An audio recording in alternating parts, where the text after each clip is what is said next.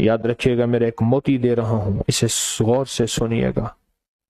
कुछ वक्त ऐसे होते हैं, कुछ घड़ियां ऐसी होती हैं, इंसान कहता है मेरी जिंदगी में बस अब ठोकरें ही ठोकरें हैं, मुश्किलें ही मुश्किलें हैं, हालात ही हालात हैं, परेशानियां ही परेशानियां हैं, लेकिन कुदरत ऊपर से अजीब फैसले करती है।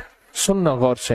अल्लाह कहती तू फलां जगह गया था, मेरा अल्लाह कहता है तूने मेरा नाम आजमतों वाला सुना और पढ़ा था, मैंने उसी वक्त तेरे हक में खैर के फैसले कर दिए थे, उसी वक्त तेरे हक में खैर के फैसले कर दिए, उसी वक्त तेरे हक में खैर के फैसले कर दिए।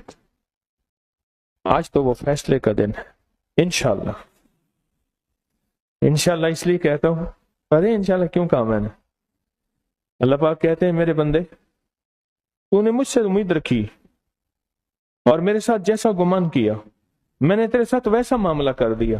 तूने गुमान किया था कि मेरी दुआ इंशाअल्लाह पूरी हो गई, तूने कहा था हो गई, तो मैंने कहा मैं भी नहीं कहा हो गई। तू कहता है नहीं हुई, तो मैं कहता ठीक है देर कर, फिर अभी जब चाहेगा हो जाएगी।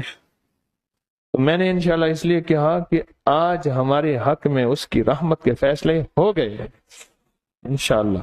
करम के, कुदरत के, अता के, शफकत के, मेहरबानी के, फजल के फैसले इंशाअल्लाह हो गए।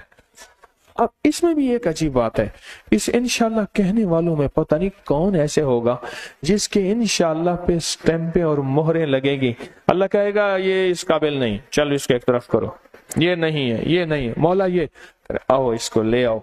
तो मौला फिर वो ये तो उसी महफिल का हिस्सा था, उसकी शान करीमी जौबन पे अल्लाह फरमाएगा तो इसकी इंशाअल्लाह कबूल है, तो इसके साथ सबकी कबूल है, इसके साथ सबकी कबूल है।